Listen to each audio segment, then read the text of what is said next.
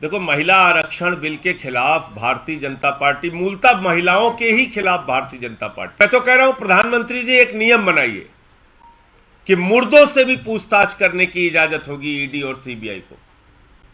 ना वहां ईडी पहुंचती है, ना वहां सीबीआई पहुंचती है, उसको बेल मिल जाती है, जमानत हो गई उसकी। 8 करोड़ रुपए की कैश भारतीय जनता पार्टी के कर्नाटक के एमएलए के लड़के के घर में पाई गई। 8 करोड़ रुपए का कैश, मोटी मोटी गड्डियां लोगों ने देखी टीवी चैनल्स पे। पूरा देश आज देख रहा है कि किस तरीके से प्रधानमंत्री नरेंद्र मोदी जी दिल्ली के मॉडल को ध्वस्त करने के लिए, शिक्षा और स्वास्थ्य के मॉडल को ध्वस्त करने के लिए, होली पर अक्सर एक गाना चलता है कि होली के दिन दिल खिल जाते हैं, रंगों में रंग मिल जाते हैं और गिले शिकवे भूलकर दोस्तों दुश्मन भी गले मिल जाते हैं। यानी ये त्योहार दुश्मनों को भी गले लगाने का त्योहार है। लेकिन आज जब मैं आपसे बातचीत कर रहा हूं तो यह बताना चाहता हूं कि होली के त्योहार पर प्रधानमंत्री नरेंद्र मोदी जी और भारतीय जनता पार्टी की दुश्मनी इस कदर पहुंच गई है कि वो दिल्ली के मुख्यमंत्री अरविंद केजरीवाल जी के सबसे करीबी मित्र, यहां के शिक्षा के मॉडल को देने वाले, यहां के लाखों बच्चों का भविष्य बनाने वाले मनीष सिसोदिया को ऐसे खतरनाक खूंखार अपराधियों के बीच में जेल के अंदर रखा गया है कि हमें आशंका है उनकी हत्या भी कराई जा सकती है। देश के सबसे खतरनाक, सबसे खूंखार कैदी जिस जेल की सेल में रहते हैं, उसी सेल में मनीष सिसोदिया जी को रखा गया है। मोदी जी मनीष सिसोदिया से इतनी दुश्मनी किस बात की है? क्यों इतनी नफरत आप निकाल रहे हैं? न्यायालय का जब आदेश है कि विपश्यना सेल में उनको रखा जाए, तो आप उसका भी सम्मान करने के लिए तैयार नहीं? क्या पहली बार जेल जाने वाले किसी व्यक्ति को ऐसे खूंखार कैदियों के बीच में रखा जाता है? उनका अपराध क्या है कि उन्होंने दिल्ली के लाखों बच्चों को अच्छी शिक्षा दी? आज इसकी सजा दे रहे हैं आप उनको। और आम आदमी पार्टी से इतनी दुश्मनी, यह पूरा देश आज देख रहा है कि किस तरीके से प्रधानमंत्री नरेंद्र मोदी जी दिल्ली के मॉडल को ध्वस्त करने के लिए, शिक्षा और स्वास्थ्य के मॉडल को ध्वस्त करने के लिए हर तरह का हथकंडा अपना रहे हैं। पहले हमारे स्वास्थ्य मंत्री को जेल में डाला, फिर शिक्षा मंत्री को जेल में डाला। आरोप जो लगा है शराब घोटाले का, उसका न सिर है न पांव है। 14-14 घंटे सीबीआई छापेमारी करती है मनीष सिसोदिया के घर, कुछ नहीं मिलता। गांव में छापेमारी करती है, कुछ नहीं मिलता। दफ्तर में छापेमारी करती है, कुछ नहीं मिलता। बैंक का लॉकर चेक करती है, कुछ नहीं मिलता। पहली चार्जशीट दाखिल करती है, गवाहों के बयान लेकर दाखिल करती है, मनीष सिसोदिया का नाम नहीं डालती। दूसरी चार्जशीट दाखिल करती है, सारे लोगों का बयान दर्ज करके चार्जशीट दाखिल करती है, मनीष सिसोदिया का नाम नहीं रहता। अचानक मनीष सिसोदिया मुख्य साजिश करता हो जाते हैं, उनको आप गिरफ्तार करके जेल में डाल देते हैं। एक तरफ मनीष सिसोदिया हैं जिनके घर पर कुछ भी बरामद नहीं हुआ, और उनको आप खूंखार कैदियों के बीच में रखे हुए हैं, उनकी हत्या कराने की साजिश करा रहे हैं। और दूसरी तरफ अभी कर्नाटक के अंदर, ज्यादा दिन का उदाहरण नहीं, और मैं तो मीडिया के मित्रों से भी कहना चाहता हूं कि आप लोग भी सवाल पूछिए।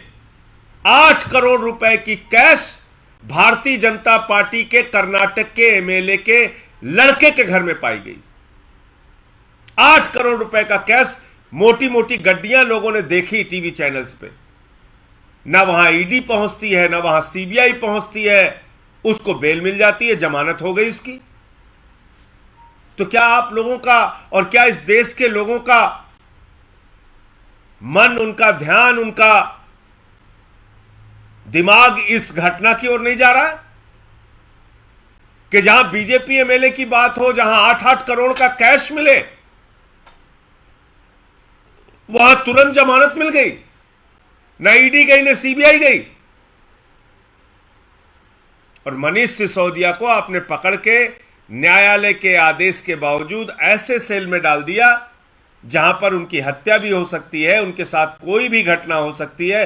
देश के सबसे खूंखार अपराधियों के बीच में आपने उनको रख दिया, जिन्होंने कई हत्या और कई तरह की घटनाएं कर चुके हैं जो।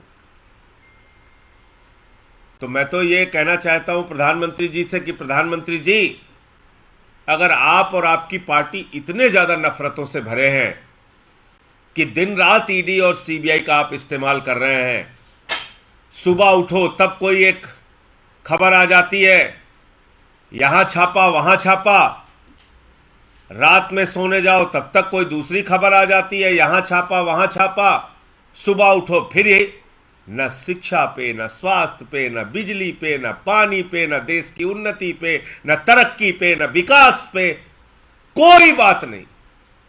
सिर्फ क्या इन पे छापा, उन पे छापा, उन पे छापा, उन पे। 7-8 महीने इलाज करा के आए लालू यादव जी, किडनी की बीमारी से ग्रस्त है। अमानवीयता की पराकाष्ठा देखिए, आप पूछताछ करने चले गए, 2.5 घंटे पूछताछ कर रहे हैं। आज पता चल रहा है तेलंगाना के मुख्यमंत्री की बेटी पे ईडी का नोटिस चला गया। तो मैं तो कह रहा हूं प्रधानमंत्री जी, एक नियम बनाइए कि मुर्दों से भी पूछताछ करने की इजाजत होगी ईडी और सीबीआई को। खोद खोद के, कबर खोदने में लगाइए इन एजेंसियों को, कबर खोदिए, मुर्दों को निकालिए, मुर्दों को डंडा मार मार के पूछताछ कीजिए। जब इतनी नफरत आप लोगों के मन में भरी है तो मुर्दों से भी पूछताछ करने की छूट दीजिए ईडी सीबीआई को। कब्रिस्तान खोदें, शमशान में जाके जो हड्डियां पड़ी हो उससे पूछताछ करें। जब कोई काम ही नहीं आपके पास, 2% शिक्षा का बजट रखा है आपने देश का, स्वास्थ्य का बजट 2% रखा है, पिछली साल की तुलना में शिक्षा और स्वास्थ्य का बजट आपने कम कर दिया, क्योंकि आपको सारा ध्यान तो आपका लगता है विपक्ष के लोगों का गर्दन दबाने में। आपका तो दिमाग ही नहीं है शिक्षा, स्वास्थ्य पे, बिजली पानी पे, किसानी पे, तरक्की पे, उन्नति पे। आपको तो सिर्फ यह है कि ऐसे इसकी गर्दन दबाओ, ऐसे उसकी। तो एक नियम बना दो, आपकी कानून लेके आओ प्रधानमंत्री जी आप, कि मुर्दों से भी ईडी और सीबीआई पूछताछ करेगी, कबर खोदेगी, शमशान में जाएगी, हड्डी इकट्ठा करेगी, उससे पूछताछ करेगी। और अगर मुर्दे न बताएं तो यमराज के पास जाके पूछताछ करेगी। क्या मजाक बना रखा है आपने, इस देश का मजाक बना दिया आपने। तो मैं सिर्फ यही कहना चाहता हूं कि जो जानकारी मिली है, मनीष सिसोदिया जी को देश के सबसे खूंखार अपराधियों के सेल में रखा गया है। इसमें जेल प्रशासन के लोगों को, अधिकारियों को भी मैं आगाह करना चाहता हूं, भाजपाइयों के हथकंडे में मत फंसो। कोई घटना हो गई तो जवाब तुमको भी देना पड़ेगा।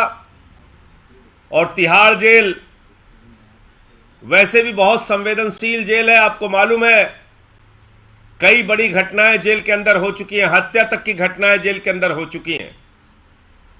और इसलिए हम सबकी चिंता है कि मनीष सिसोदिया को न्यायालय के आदेश के बावजूद विपस्सना सेल में नहीं रख के सेल नंबर 1 में अपराधियों के, खूंखार अपराधियों के बीच में रख के प्रधानमंत्री और भारतीय जनता पार्टी के लोग मनीष सिसोदिया की हत्या की साजिश रच रहे हैं और उनकी हत्या कराना चाहते हैं। इस नियत से कार्रवाई की गई है। मुझे इतनी बात कहनी थी। आप लोगों के कोई प्रश्न हो तो आप पूछ सकते हैं।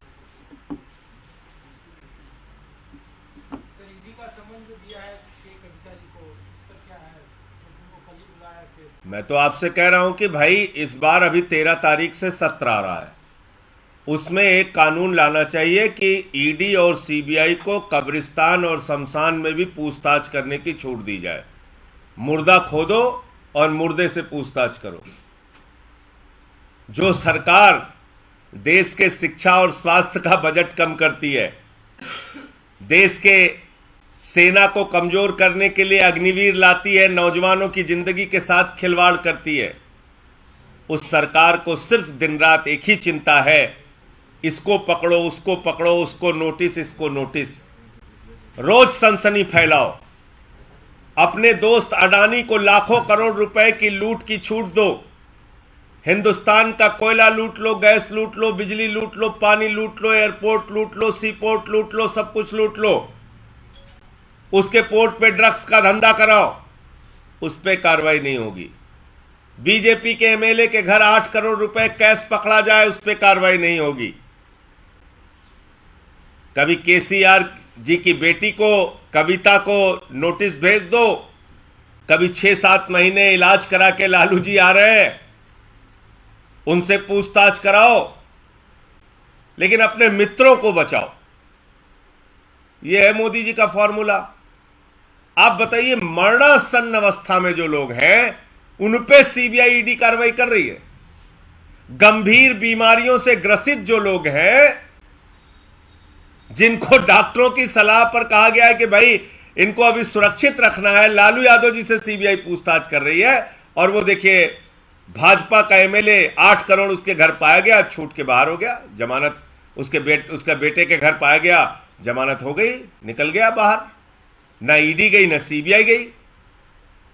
तो अगला कानून प्रधानमंत्री जी को इसी सत्र में लाना चाहिए। ईडी और सीबीआई को मुर्दों से पूछताछ की छूट दी जाए। जो लोग कब्रिस्तान में दफना दिए गए हैं या शमशान में जला दिए गए हैं, उनकी हड्डियां लेकर दिन भर रात भर पूछताछ करें, और अगर वो लोग भी जवाब ना दे तो यमराज से पूछताछ करने की छूट दी जाए। जब ऐसे पागलपन की सरकार चल रही है, जिसका दिमाग ही फिर गया है, दिमागी संतुलन ही जिस सरकार का काम नहीं कर रहा है, बिगड़ चुका है, इन लोगों के बारे में क्या कहा जाए। इनको तो इलाज की जरूरत है। किसी पागल खाने में जाके इस सरकार के लोगों को, इनके अधिकारियों को अपना मानसिक इलाज कराना चाहिए, और फिर शिक्षा, स्वास्थ्य, बिजली, पानी, देश की तरक्की के बारे में कुछ सोचे, कुछ विचार करें, कुछ काम करें। मैंने बताया तो शिक्षा स्वास्थ्य का बजट इस सरकार ने कम किया है। अग्निवीर ला के नौजवानों की जिंदगी बर्बाद की, सेना को कमजोर किया है, किसानों को उनके फसल का दाम देते नहीं, महंगाई चरम पर बढ़ाते हैं। काम कुछ देश के लिए करना नहीं है, देश को खाली अपने एक मित्र से लुटवाना है।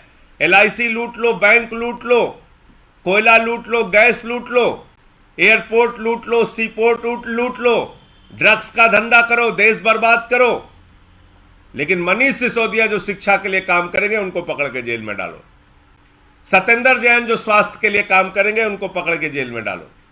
आम आदमी पार्टी वालों को बदनाम करो, उनकी हत्या तक करवा दो, चलेगा, ठीक है। तो मैं बड़ी गंभीरता के साथ प्रधानमंत्री जी को सलाह दे रहा हूं, अगले सत्र में कानून लाइए। ईडी सीबीआई को दिन रात इनकी संख्या भी बढ़ाइए, बजट भी बढ़ाइए। एक एक कब्रिस्तान में मुर्दों से पूछताछ की छूट दी जाए। इनको मुर्दा निकाल निकाल के, कब्र खोद खोद के पूछो। भारत राष्ट्र समिति का विरोध प्रदर्शन कर रही है, तो क्या आम आदमी पार्टी को समर्थन है? और दूसरा कि जब आप बार-बार स्टालिन ने चिट्ठी लिखी प्रधानमंत्री को आपके समर्थन में, तो बार-बार ये पूछा जा रहा है कि जब विपक्ष को भी टारगेट किया जा रहा है, तो 2024 के लिए विपक्ष एक क्यों नहीं हो रहा है? समय आने दीजिए, इन सवालों का जवाब देंगे उस वक्त। समय आने दीजिए। अभी तो जो मौजूदा समय में जांच एजेंसियों के दुरुपयोग का मामला है, वो खुली तस्वीर की तरह है।